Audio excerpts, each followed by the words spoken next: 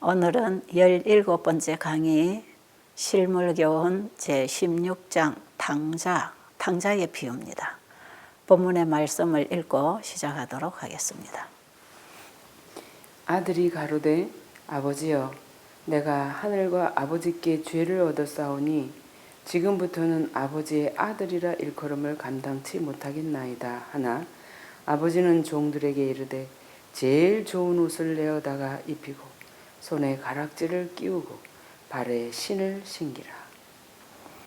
자, 지금 우리가 실물교훈을 공부하고 있는 이것은 화의 부인의 책을 공부하는 게 아니고 예수님께서 이 땅에 오셔서 청중들에게 천국 복음을 전파하신 바로 예수님의 설교를 우리는 듣고 있는 것이에요. 예수님께서 가르치신 천국 복음을 우리가 사복음서를 읽을 때 그게 제자들의 글이라고 생각합니까? 예수님의 말씀으로 받지 않습니까? 그죠?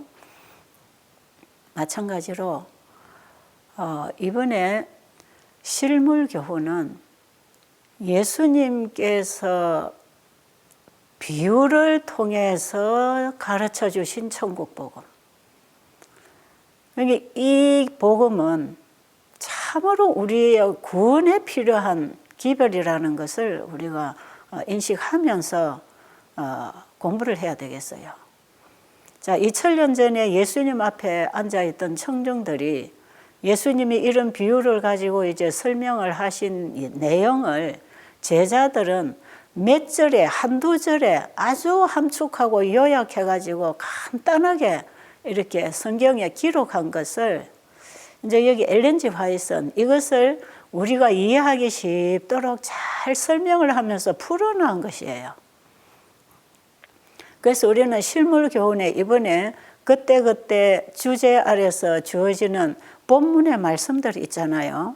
이 본문을 한두 절로 우리가 지면상 이렇게 올리고 있지만 여러분은 그 전체의 전후 절을 다 읽으면서 공부를 해야 돼요. 그래서 우리는 지금 성경을 통해서 예수님의 설교를 듣고 있다고 하는 그런 믿음으로 지금 이걸 공부를 해야 되는 것이에요. 우리가 지난 시간에 이른 양의 비유와 이른 언전에 대한 비유를 공부했잖아요. 이 이른 양과 이른 언전은 우리가 찾아가야 할 영혼들입니다. 그런데 오늘의 이 탕자의 비유는 바로 나에게 적용되는 비유이고요. 나의 상태가 뭐며 내가 어떻게 아버지께로 돌아가야 될 것이며 아버지께로 돌아갔을 때 아버지가 나를 어떻게 받아주실 것인가 하는 이 얘기. 아마 우리 목사님들이 설교를 할 때에 이 탕자의 비유를 가장 많이 설교하실 것입니다. 왜냐하면 이 탕자의 비유는 오늘 이 설교를 듣고 있는 모든 사람들에게 해당되기 때문에 그렇습니다. 여기 탕자로 떠났다가 돌아온 아들과 집에서 항상 아버지께 충성하고 있던 그 큰 아들, 이 두 아들을 비유로 해서 지금 우리의 상태를 깨우쳐 주려고 하시는 거거든요. 우리 탕자에게 이제 잠깐 좀 우리가 좀 생각하고 지나가면, 자, 어느 아버지에게 두 아들이 있었다. 그런데 큰 아들은 집에서 열심히 아버지를 돕고 봉사를 하고 잘 일하고 있는데 이 둘째 아들이 좀 망나니 짓을 하는 겁니다. 아버지가 뭐 이래라 저래라 이거 하면 안 돼 저거 해야 돼 이런 아버지의 훈계나 가르침을 별로 좋아하지 않았어요. 그저 자유분방하게 살고 싶은 것이에요. 즉 말하자면 하나님의 율법이 자기의 삶의 걸림돌이 된다고 생각하는 이런 정신을 가진 상태를 얘기하는 거겠죠. 그래서 이 둘째 아들은 내가 아버지를 떠나서 저런 간섭, 저런 잔소리 안 듣고 내가 하고 싶은 대로 좀 내가 살고 싶다. 내가 이 정도로 이제 장성했고 이제 내가 스스로 살 수 있는데 내가 언제까지 아버지 간섭 아래서 이렇게 속박된 삶을 살아야 되는가. 막 이런 생각을 했겠지요. 그러니까 이 아들이 가만히 생각해 보니까 아버지에게 재산이 많은데 형제가 둘이니까 이제 내 몫이 있지 않겠는가. 아버지가 돌아가시면 이 형에게 줄 것, 나에게 줄 걸 몫을 갈라 주실 텐데 나는 아버지가 돌아가시기 전에 미리 이걸 좀 받아서 내가 쓰고 싶은 대로 쓰는 것도 괜찮지 않은가. 이런 생각을 했겠죠. 그래서 어느 날 아버지에게 그걸 부탁합니다. 내게 돌아올 분깃을 내게 주소서. 아버지는 그 아들이 원하는 대로 그 일을 해 주십니다. 그때 우리는 아버지가 좀 아들을 말리고 설득을 해서 그렇게 못하도록 해야 되는 건데 왜 아버지는 아들이 지금 원하는 그걸 그저 그대로 받아 주었을까? 이런 생각도 할 수 있겠지만 그 아버지는 강제하는 분이 아니었습니다. 지금 이 아버지는 우리 하나님을 얘기하고 있잖아요. 우리 하나님은 우리를 강제적으로 끌어다가 내 말에 순종해, 내 옆에 있어 이렇게 안 하시는 분이다 이 말이에요. 아버지의 가장 높고 깊은 그 사랑이 아들에게 자유의지를 준 것이지요. 그리고 이 아들은 자기가 원하는 대로 선택하고 아버지가 주는 재산을 가지고 먼 타국으로 떠났다. 그리고 아들은 이 재산을 가지고 가서 자기가 하고 싶은 일을 이제 하는 거죠. 자, 그러면 이 당자는 오늘날 우리를 향한 메시지다 이 말이에요. 이 말씀을 좀 보겠습니다. 외적으로 어떻게 보이든지 간에 자신을 중심으로 사는 모든 생애는 낭비하는 생애이다. 누구든지 하나님을 떠나서 살고자 하는 자는 재물을 낭비하는 자이다. 그는 귀한 세월을 허비하고 정신과 마음과 심령의 능력을 낭비하고 영원한 복락을 얻는 일에 낙오자가 된다. 자신을 섬기려고 하나님을 떠나가는 사람은 재물의 종이 된다. 천사들과 교제할 수 있도록 하나님께서 지으신 사람의 마음은 세속적이고 추잡한 것을 섬기는 데까지 타락되었다. 이것이 자기중심주의자가 맞이하는 종말이다. 그대가 이러한 생애를 선택했다면 그대는 양식 아닌 것을 위하여 돈을 허비하며 배부르지 못할 것을 위하여 수고하고 있다는 것을 알아야 한다. 교회를 다니고 열심히 뭔가를 하고 있다. 나는 하나님을 잘 믿고 있다. 그리고 봉사도 잘하고 있다. 제가 늘 거듭나지 않은 교인들의 상태를 자주 말하잖아요. 바로 그런 상태.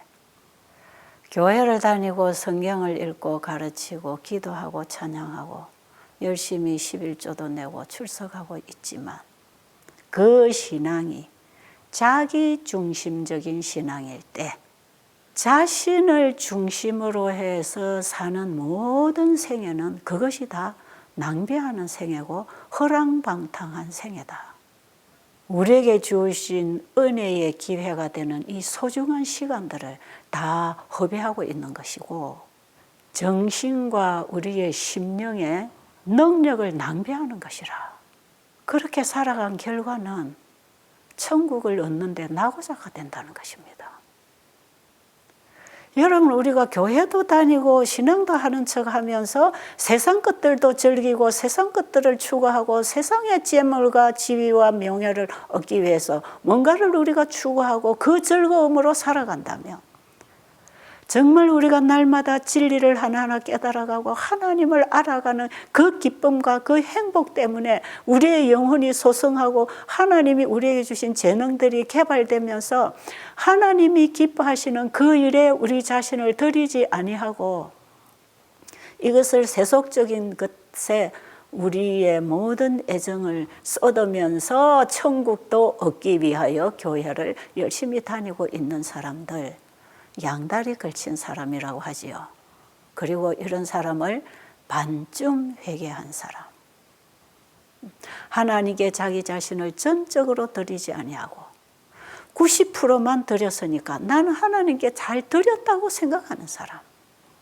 이런 사람들 속에 그 자아가 무너지지 않았을 때 내가 그리스도와 함께 십자가에 죽고 그리스도가 내 안에 와서 나를 통하여 예수님이 살아주시는 그 믿음으로 말미암은 의의 삶이 이루어지지 않을 때 우리는 신앙을 하는 형식은 갖추고 신앙을 하는 흉내는 내고 답답할 때마다 하나님께 필요를 구하고 기도하는 이런 행위는 하고 있지만 우리의 중심은 늘 세속적이고 자기중심적이고 세상에 속한 것들을 잡기 위해서 거기에 관심을 가지고 살아간다면 우리는 다 잃어버린 바 된 탕자다 이 말이에요.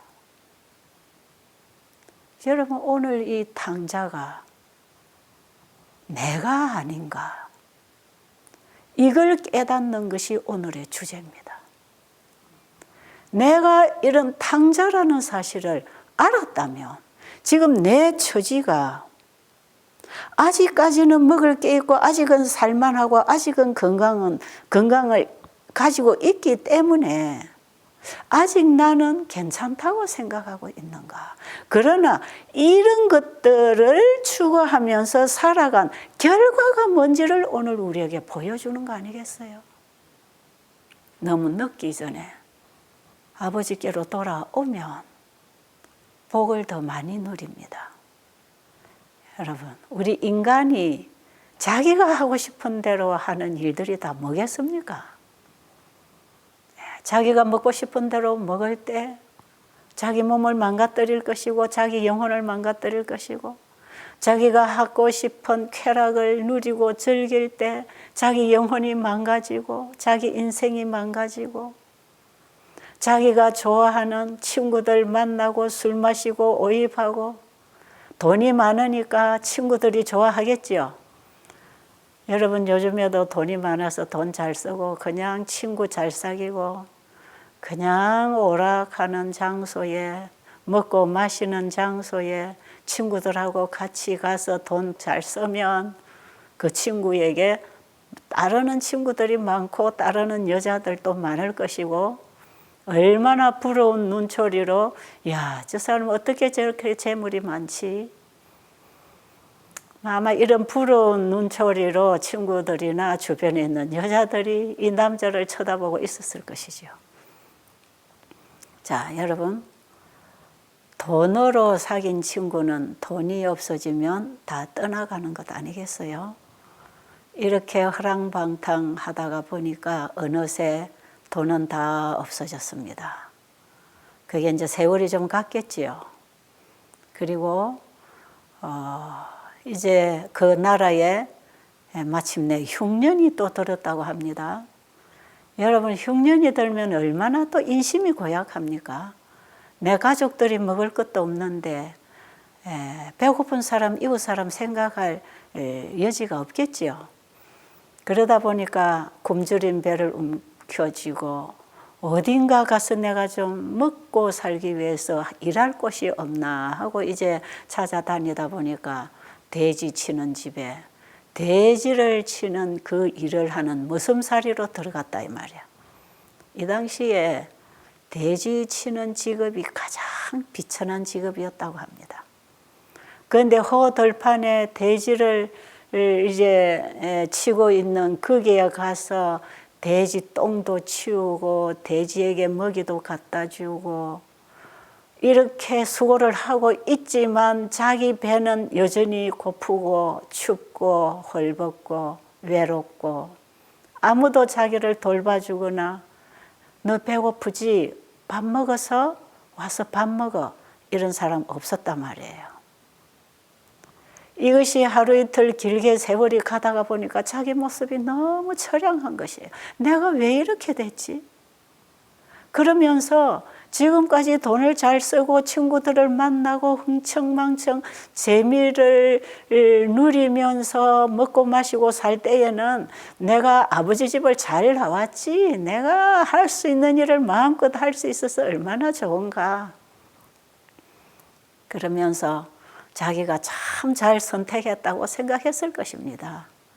그런데 헐벗고 배고프고 춥고 밥 주는 사람도 없고 친구도 없고 외로운 들판에 꿀꿀대는 돼지만 쳐다보고 그 돼지가 먹는 그 팥껍질, 지엽열매라 그래요, 성경에. 팥껍질, 그거 영양가도 없는 거, 먹어도 배부르지 않는 것, 돼지를 주는 사료니까 이게 사람이 먹을 음식이 아니잖아요. 배가 고프니까 이거라도 돼지밥을 같이 먹으면서 돼지 신세로 살아가는 이 아들, 참으로 귀한 집의 둘째 아들, 부를 것이 없는 삶을 누릴 이 둘째 아들이 완전히 돼지 치는 자의 종이 되어서 주인이 시키는 대로 해야 그거라도 얻어먹을 수 있는 처지가 되었을 때 이 아들이 무슨 생각하겠습니까?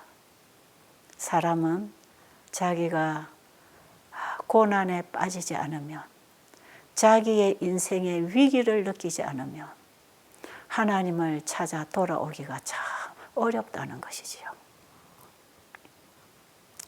하나님을 떠난 사람들이 살아가는 말로가 이런 것인데 그 사실을 사람들은 모르고 사는 것이에요.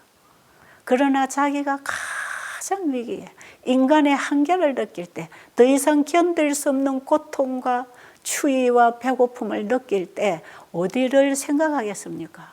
아, 내 아버지 집에는 많은 종들이 있지만 그 종들도 배불리 먹고 따뜻한 방에서 잠을 자고 옆에 친구들이 있고, 가만 생각해 보니까 자기 신세보다 자기 아버지 집의 종들이 훨씬 더 평안한 생활을 하고 있단 말이에요. 그 종들이 부러웠어요.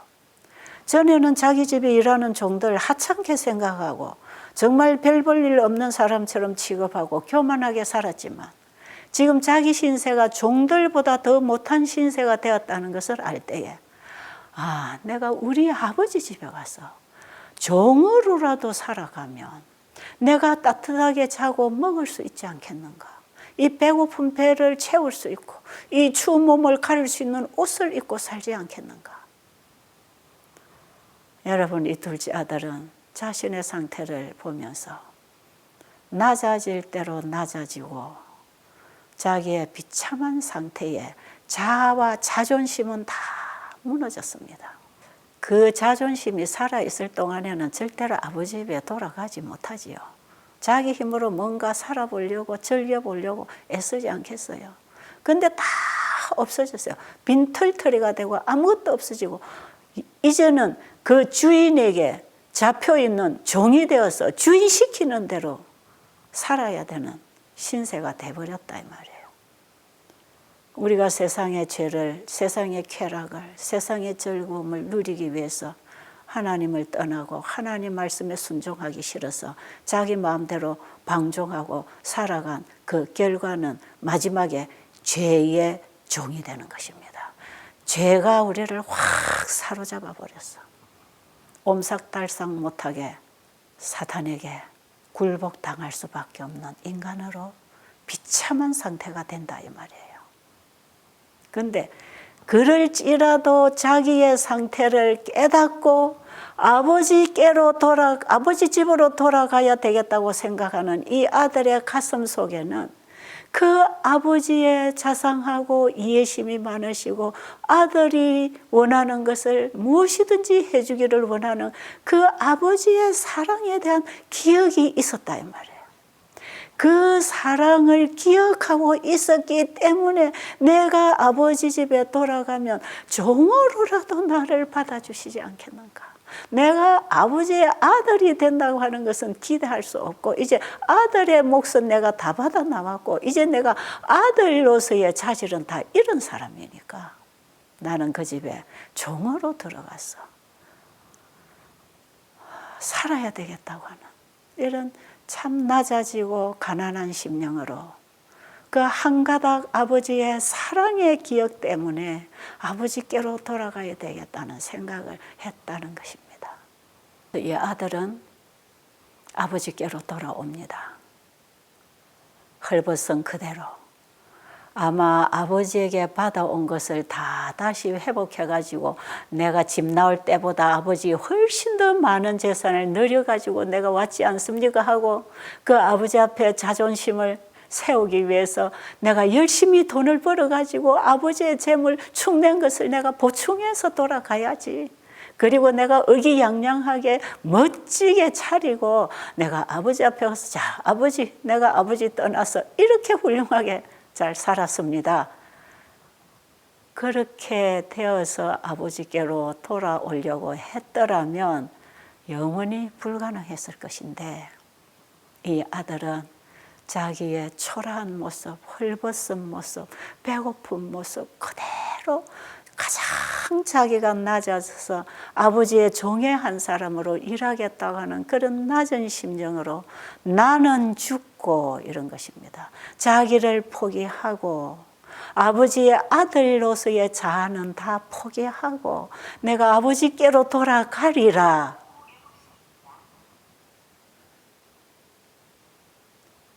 그 아버지의 사랑에 가느다란 희망을 걸고 내가 아버지께로 돌아가리라 하고 그 마음에 결정될 때 그 아들은 발걸음을 돌리기 시작하는 것입니다. 여러분 우리가 하나님께로 돌아가는 것은 어렵지 않습니다. 하나님께로 돌아가야 되겠다고 하는 결정을 하는 순간에 뜻을 정하는 순간에 우리의 발걸음은 그쪽으로 향할 것이고 아버지 집을 향하여 뚫려 있는 길을 향하여 이제 터벅터벅 걸어오고 있는 것입니다. 그런데 집 나간 아들을 기다리고 있는 그 아버지가 늘 아들이 이제 나올까 저제 나올까 기다리고 있는 그 아버지의 마음은 알지 못하는 것이에요. 그냥 아버지 집을 향하여 걸어가는 그 발걸음이 얼마나 가벼웠겠습니까? 희망이 있지 않겠습니까? 내가 아버지 집에 도달하면 밥을 먹을 수 있고 남난 이 모습 벗어버리고 내 종들처럼 옷을 입을 수 있고 그런 가느다란 기대를 가지고 정말 큰 것을 구하지 않았습니다. 정말 작은 것을 기대하고 아버지 집으로 돌아올 때에 항상 이 아버지는 아들을 기다리고 있었어요. 자, 그 다음 말씀 볼까요? 사랑은 눈을 밝게 한다. 여러 해 동안의 죄된 생애로 초췌해졌을지라도 그것이 아버지의 눈으로 하여금 그 아들을 몰라보게 할 수는 없었다. 그는 측은히 달려가 사랑의 팔로 그의 목을 오랫동안 꼭 안고 있었다. 부치는 자기 아들의 비참한 모습과 누더기 옷을 경멸의 눈초리로 보도록 허락하지 않았다. 그가 자기 어깨에 걸쳤던 넓고 좋은 외투로 아들의 남루한 꼴을 덮어주자 그 아들은 회개의 눈물을 흘리면서 아버지여, 내가 하늘과 아버지께 죄를 얻었사오니 지금부터는 아버지의 아들이라 일컬음을 감당치 못하겠나이다 라고 말했다. 그 아버지는 아들을 껴안고 집으로 데리고 갔다. 자, 여기 이 아들과 아버지의 상봉이 이게 이제 칭의의 경험입니다. 여기 자 보세요. 아들이 아버지께로 돌아오기로 결심하고 방향을 돌리는 순간 하나님은 우리를 억지로 끌어다가 하늘에 놓지 않습니다. 우리에게 여러 가지 시련이 오고 어려움이 당하는 이런 것들은 죄인들이 살아가는 이 세상에 하나님이 준비하신 축복들이에요. 자, 이래서 아들이 아버지께로 돌아갑니다. 아버지는 저 멀리 정말 남루한 모습으로 헐벗은 거지 하나가 또벅또벅 힘없이 걸어오고 있는 그 모습을 보면서 자기 아들을 봤다 이 말이에요. 여러분, 부모는 자식을 알아봅니다. 그 자식이 반듯하게 하고 돌아오든지 거지가 돼서 돌아오든지 아버지에게는 이 아들이 자기 자식인 것이에요. 더럽지 않고 추하지 않는 것입니다. 그 아들의 추한 모습을 남들이 볼세라 빨리 달려가서 자기가 입고 있던 두루마기를 벗어서 아들의 몸을 어깨에서 발끝까지 감싸주고 품에 끌어안고 집으로 들어온다 이 말이에요. 그 아들은 그 아버지에게 고백합니다. 이게 아들의 회개입니다. 아버지요, 내가 하늘과 아버지께 큰 죄를 저지른 죄인입니다. 그러므로 이제부터는 아버지의 아들이라 일컬음은 제가 감당할 수 없습니다. 그리고 그 뒷말 하나 있잖아요. 아버지의 품꾼으로 쓰소서 하리라 하고 왔는데 그 아버지의 사랑에 파묻히다 보니까 뒷말은 할 여지가 없이 아버지가 아들을 맞이해서 집으로 데려가는 것입니다. 여러분, 자식이 아무리 잘못해도 온 세상이 자기 자식을 욕하고 조롱하고 그 자식이 이 세상에서 최고로 몹쓸 짓을 했다 할지라도 자식을 버리는 부모는 없습니다. 그래서 자식이 부모에게 불효막심한 짓을 하고 부모에게 손해를 끼치고 부모의 명예를 더럽히고 정말 개망나니 짓을 하고 돌아와도 그 자식이 돌아오기를 기다리는 부모가 집에 계신다는 것이에요. 그래서 여러분, 자식은 부모에게 아무리 큰 죄를 지어도 아버지 제가 잘못했습니다. 엄마, 어머니 제가 잘못했어요. 제가 불효해서 가슴이 많이 아프셨죠. 이 말 한마디가 지금까지 온갖 죄를 저지르고 망나니 짓을 한 그 모든 죄가 그 한마디에 다 씻겨지는 것이에요. 여러분 다 부모 돼보지 않습니까? 자식이 무슨 짓을 해도 남들은 손가락질해도 부모는 그 자식을 잊어본 적이 없는 것이에요. 언젠가 내게로 돌아올 것이지. 내가 기다려야지. 내가 오래 죽지 않고 내 아들 돌아오는 모습을 봐야지. 이런 심정으로 부모는 기다리고 있어요.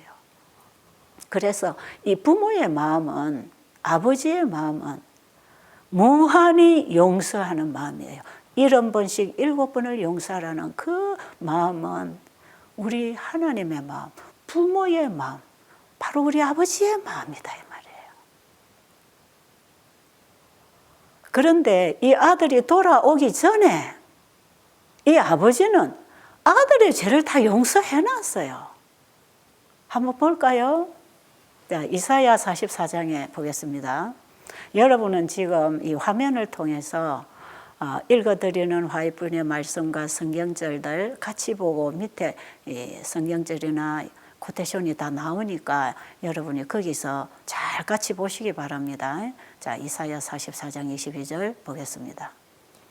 내가 내 허물을 빽빽한 구름에 사라짐같이 내 죄를 안개에 사라짐같이 도말하였으니 너는 내게로 돌아오라. 내가 너를 구속하였음이니라. 우리를 기다리시는 하늘 아버지는 이 탕자의 아버지처럼 아들이 무슨 죄를 지었든지 그건 내가 다 용서했다.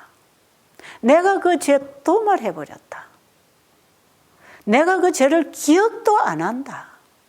아들이 돌아온 그 자체가 이미 용서고 죄 도말이고 죄를 기억할 수 없는 하나님의 사랑이 우리를 다 우리의 구원을 위해서 준비하고 계신다 이 말이에요. 우리의 죄는 다 미리 용서하셨고 미리 도말하셨고 그래서 이 죄인들 내게로 돌아만 오라. 내가 너를 다 용서해 놓고 네 죄는 내가 다 도말했으니까 내게로 돌아만 오라. 여러분, 우리의 구원은 다 준비되어 있습니다. 오늘 여러분, 이 사랑의 초청에 우리 자신이 어떻게 살았든지 내가 어떠한 추한 죄를 가지고 있었든지 그거 개의치 마시고 우리 하나님의 품으로 돌아오게 되기를 간절히 바랍니다. 그 다음 말씀 하나 더 볼까요? 이사야 55장. 악인은 그 길을, 불의한 자는 그 생각을 버리고 여호와께로 돌아오라. 그리하면 그가 긍휼히 여기시리라. 우리 하나님께로 나아오라. 그가 널리 용서하시리라. 악인은 그 길을, 불의한 자는 그 생각을 버리고 내게로 돌아오라. 네가 가던 길 버리고 내게로 돌이키라. 네 생각 잘못됐어. 너희 생각과 내 생각은 다르단다. 그래 네 생각 포기하고 내게로 돌아오라. 그리하면 내가 너를 널리 용서해놨다. 이미 베풀어 놓은 용서를 주시려고 아들을 기다리고 계시는 그 아버지의 마음이 지금 이 말씀 속에 그대로 표현되고 있지 않습니까? 예레미야의 말씀 한 절만 더 볼까요? 그들이 다시는 각기 이웃과 형제를 가리켜 이르기를 너는 여호와를 알라 하지 아니하리니 이는 작은 자로부터 큰 자까지 다 나를 알미니라. 내가 그들의 죄악을 사하고 다시는 그 죄를 기억지 아니하리라. 여호와의 말이니라. 예, 우리가 아버지께로 돌아가서 아버지가 다 용서해 놓고 죄까지 도말하고 내 죄를 기억도 안 하시고 나를 죄로부터 구속해 놓으신 그 하나님을 우리가 알 때 그게 영생입니다. 그 알미 영원하기 때문에 그 하나님의 사랑에 대한 구속에 대한 사랑을 알아가면 알아갈수록 그 높이와 깊이와 넓이를 깨달아 가면서 그분의 사랑에 파묻혀 사는 것이 그게 영생 아닙니까? 자, 그러면 이제 아들이 아버지를 만났습니다. 아버지의 사랑에 안겨서 깊은 회개를 하고 그 다음에 아버지의 그 사랑의 표현인 의의 두루마기를 받아 입습니다. 그리고 그 두루마기에 쌓여서 집으로 돌아갑니다. 자, 여기까지는 칭입니다. 아버지의 용서를 받아들이고 이제 그 부끄러운 헐벗은 몸을 아버지의 두루마기로 덮어서 아버지 품에 안겨서 내가 아버지 안에 아버지가 내 안에 하나 되는 경험 속으로 우리가 들어가서 아버지 집에 도착합니다. 여러분, 지금 당자가 이 아버지의 옷을 얻어 입고 아버지 집으로 돌아가는 것이 내 옷이 아니고 아버지 거 칭의, 이거는 네 의가 아니고 내가 너를 의롭다고 칭해 준다. 이게 아버지의 옷을 벗어서 덮어주는 것입니다. 자, 아버지 집에 돌아올 때 아버지의 사랑을 만나고 회개하는 아들에게 그 다음에 이제 칭의가 입혀집니다. 그죠? 그리고 아버지와 함께 집으로 갑니다. 그리고 집에 도착했습니다. 집에 도착해서 그 다음에 무슨 일을 하십니까? 누가복음 15장 22절부터 있는 말씀 보겠습니다. 제일 좋은 옷을 내어다가 입히고 손에 가락지를 끼우고 발에 신을 신기라. 그리고 살진 송아지를 끌어다가 잡으라. 우리가 먹고 즐기자. 이 내 아들은 죽었다가 다시 살아났으며 내가 잃었다가 다시 얻었노라 하니 저희가 즐거워하더라.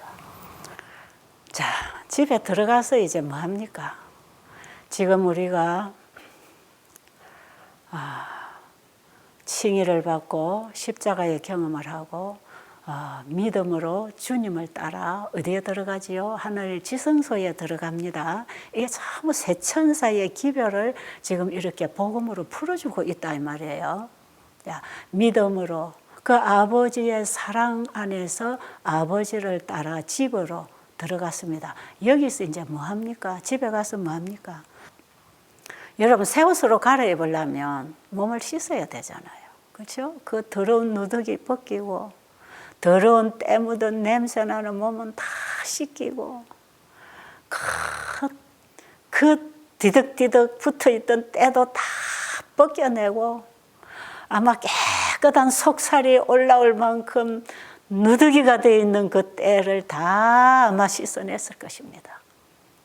그리고 이제는 제일 좋은 옷, 아들이 돌아오면 입혀주려고 아들의 옷을 준비하고 기다리고 있었던 그 옷, 이게 누구 옷이냐? 이제 아들에게 주는 아들의 옷입니다. 이것도 아버지의 선물이고 은혜지요.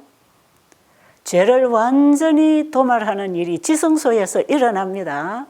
그리고 죄를 다 씻고 도말하고 깨끗한 그 죄를 씻은 그 자리에는 예수님께서 우리에게 입혀주시려고 만들어 가신 그 의의 옷, 하나님의 품성과 일치되는 그 의의 옷을 목욕시킨 아들에게 입혀주는 아버지처럼 지금 하늘 지성소에서 우리의 죄를 도말하고 그분의 의의 옷을 우리에게 입혀주십니다.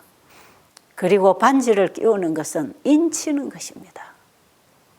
아들에게 아들이 오면 입혀줄 옷을 준비해 놓으신 그분, 아들이 헐벗고 벗어지고 맨발로 달려온 아들의 신발을 신겨주기 위하여 신발을 준비해 놓으신 그분이 내가 너의 죄를 다 도말하고 내가 이 옷을 너에게 다시 입혀주려고 내가 기다리고 있으니까 내게로 돌아오라고 하는 거 아닙니까? 오늘 이 탕자의 비유에서 우리는 지성소에서 우리를 부르시는 예수님의 음성을 들어야 된다 이 말이에요. 자, 이 광경을 이 부분에서 우리가 지난번에 공부했던 스가랴서 3장 1절 이후로 대제사장 여호수아, 하나님께 회개하고 있는 백성들을 대표하는 하나의 비유로서 기록되어 있는 스가랴 3장의 그 말씀을 여기 지금 인용하고 있네요. 이게 지금 지성소 시대에 일어나는 일이거든요. 더러운 옷을 벗기고 새 옷으로 갈아입히는 이것은요, 지금 지성소에서 이루어지는 예수님의 속죄 사역으로 이루어질 완전한 구원을 지금 얘기하고 있는 것이에요. 자, 한번 읽어볼까요? 그대의 천부께서는 죄로 더럽혀진 옷을 그대에게서 벗기실 것이다. 스가랴서의 아름다운 비유적 예언 속에서 여호와의 천사 곁에 선 누추한 옷을 입은 대제사장 여호수아는 죄인을 대표한다. 주께서 그 더러운 옷을 벗기라 하시고 또 여호수아에게 이르시되 내가 내 죄가를 제하여 버렸으니 내게 아름다운 옷을 입히리라 하시기로 정한 관을 그 머리에 씌우며 옷을 입히라고 말씀하신다. 이와 똑같이 하나님께서 구원의 옷으로 그대를 입히실 것이고 의의 겉옷으로 입히실 것이다. 아멘. 죄의 옷을 벗겨버리고 아담에게 범죄한 이후에 무화과 잎으로 몸을 가리기 위해서 자신들의 힘으로 자신들의 노력으로 옷을 만들어 입었지만 그 옷은 영원한 옷이 될 수 없어. 나뭇잎으로 만든 옷은 햇볕 나면 말라 떨어져 벗겨지는 옷 아닙니까? 잠깐 만들어 입을 수 있지만 이거는 영원히 입고 살 옷이 아니거든요. 그때에 예수님이 속죄 양으로 돌아가시고 그 속죄 양이 입었던 양 가죽 옷을 아담 하와에게 입혀줍니다. 여기서부터 영원한 복음이 아담 하와에게 주어지고 있는 걸 우리가 알지요. 이 옷, 잃어버린 옷, 하나님의 영광의 옷. 아담 하와가 무슨 옷을 입고 있었습니까? 하나님의 영광의 옷을 입고 있었어요.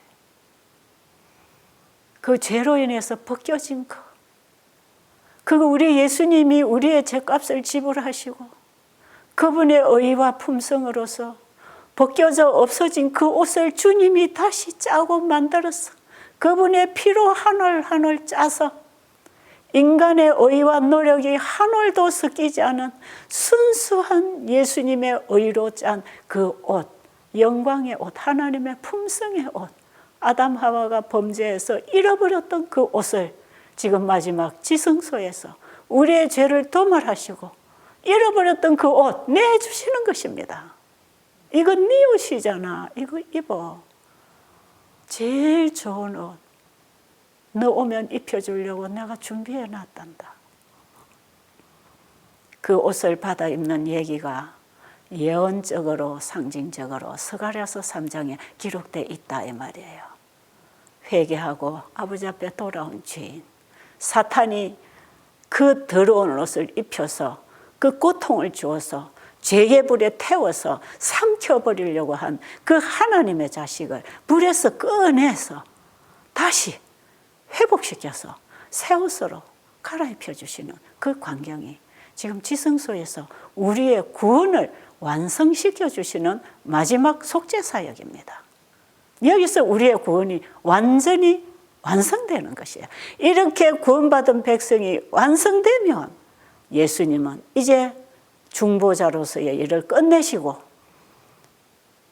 만왕의 왕이요 만주의 주로서 이 백성들을 데리러 이 땅에 오실 거 아닙니까? 그 백성을 조사해서 의의 옷을 입혀주시려고 지금 조사 심판하고 계신다 이 말이에요. 조사 심판이야말로 영원한 복음의 결론 아닙니까? 이게 없으면 죄와 의의 분리가 안 되기 때문에 죄의 역사는 계속 가야 됩니다. 근데 마지막 예수님이 속죄사업을 하심으로써 마지막 의와 죄 사이에 공의로운 심판을 하셔서 죄와 의를 영원히 분리시켜 주시는 이 속죄사업의 마지막 사역을 통해서 하나님의 백성은 영원한 구원에 들어가고 사단과 사단을 쫓아 살아가 사단의 추종자로서 사단의 종이 된 이 자들은 사단과 함께 영원한 멸망에 들어가는 얘기입니다. 여러분, 지금은 우리가 은혜 받을 만한 때, 구원 받을 만한 때입니다. 지금 돌아오라고 하는 것입니다. 여러분 시간과 재정과 여러분의 재능을 낭비하지 말고 여러분의 이기적인 방법으로 세속적인 방법으로 낭비하고 살지 말고 지금 우리가 하나님께로 돌아오라 이 말이에요. 자, 그러면 이제 그 형 얘기가 나오잖아요. 자, 형은 오늘날 누구를 상징하고 있는가? 지금 예수님은 심령이 가난하여 복음을 듣기를 갈망하는 수많은 죄인들과 나는 자칭 어렵다고 하는 바리새인 서기관들 두 부류의 사람들 앞에서 예수님이 지금 이 설교를 하고 계시잖아요. 그럼 이제 형의 얘기가 나와야 될 거 아니겠어요? 자, 다음 말씀 보겠습니다. 여기에 나오는 마다들은 세리와 죄인으로 간주되던 사람들을 업신여기던 그리스도 당시에 회개하지 않은 유대인과 각 시대의 바리새인과 같은 사람들을 대표한다. 그들은 저희 자신이 그다지 큰 죄를 짓지 않았기 때문에 스스로 의롭다는 생각을 갖는다. 그리스도께서는 이 비방자들을 저희의 입장에서 논박하셨다. 그들은 비유에 나오는 마다들과 같이 하나님의 특별한 특권을 누렸다. 그들은 하나님의 집의 아들이라고 주장하였으나 사실은 품꾼의 근성을 가지고 있었다. 그들은 사랑에 근거해서 일하지 아니하고 보수를 받을 생각으로 일했다. 여러분, 이 짧은 대목 안에 기록된 이 말씀은요, 오늘 우리가 이 말씀을 한 절 한 절을 꼭 씹어 먹으면서 내 자신이 지금 이런 신앙을 하고 있지 않은가? 이걸 우리가 오늘 이제 깨달아야 되는 거예요. 우리가 받는 구원을 내가 열심히 아버지 집에서 일한 결과로 그 싹스로 구원을 받는 게 아닌가.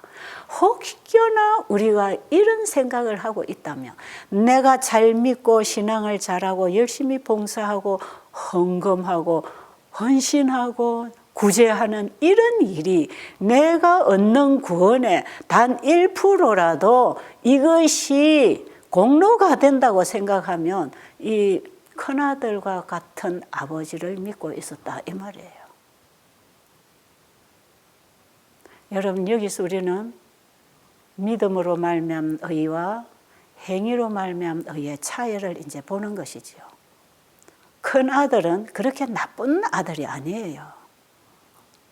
작은 아들이 오히려 망나니 짓을 하고 집을 떠나고 아버지 쏙새겼지만 이 큰아들은 여전히 아버지 집에서 아버지를 위해서 봉사하고 아버지의 재산을 관리하는 일에 열심히 아들의 구실을 다 했는 사람이에요. 반듯하게 살아온 아들이에요. 이 사람들이 예수님 당시에 유대교 지도자들의 정신이었다 이 말이에요. 바리새인과 서기관들은 반듯하게 내가 하나님 집에서 봉사하고 있는 하나님의 자식이라고 철저하게 믿고 있었단 말이에요. 우리가 이 정도가 되면은 구원은 따놓은 거라고 생각하고 당연하게 당당하게 열심히 살면서 그것이 의가 되어서 구원을 얻을 것이라고 생각했다 이 말이에요.